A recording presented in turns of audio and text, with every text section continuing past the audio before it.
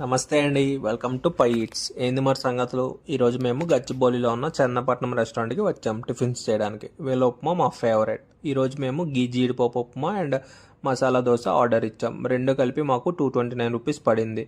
గీ జీడిపప్పు ఉప్మా అయితే ఇంకా చెప్పనక్కర్లేదు, full of ghee with roasted క్యాష్యూస్తో గీ ఫ్లేవర్ నచ్చే వాళ్ళకి టాప్లో ఉంటుంది. మసాలా దోశ అయితే మంచి థిక్గా రోస్ట్ అయ్యి బాగుంది, బట్ మసాలా మాత్రం అదేనండి, పొటాటో కర్రీ కొంచెం స్వీటిష్ టేస్ట్ అనిపించింది. మేబీ ఆనియన్స్ ఎక్కువ అయ్యాయి అనుకుంటా కర్రీలో. ఇంకా చట్నీస్ విషయానికి వస్తే బాగున్నాయి. అవి కూడా 3 టైప్స్ ఆఫ్ చట్నీస్ ఇచ్చారు, కొబ్బరి చట్నీ, అల్లం అండ్ మింట్ చట్నీస్. అవి కూడా బాగున్నాయి. సాంబార్ అయితే మ్యాండేటరీగా అడిగి తీసుకోండి వీళ్ళ దగ్గర. సాంబార్ చాలా బాగుంది. సాంబార్ అయితే super. Sambar the Chennai, Chennai the sambar అంటారు కదా, అది నిజమేనేమోనండి బాబు.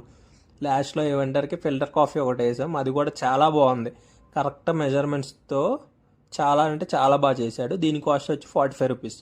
అది సర్లే కానీ కొంచెం ఆంధ్ర సైడ్ దోశలు ఎక్కడ దొరుకుతాయో చెప్పండి అయ్యా. హైదరాబాద్ మొత్తం ఈ నార్త్ దోశలు కబ్జా చేస్తే.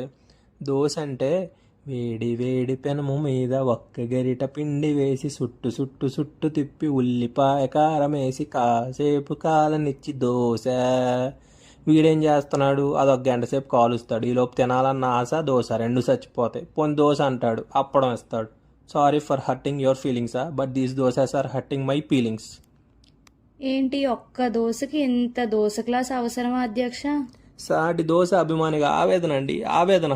సర్లే, టీకే bye. Will meet you in next it's.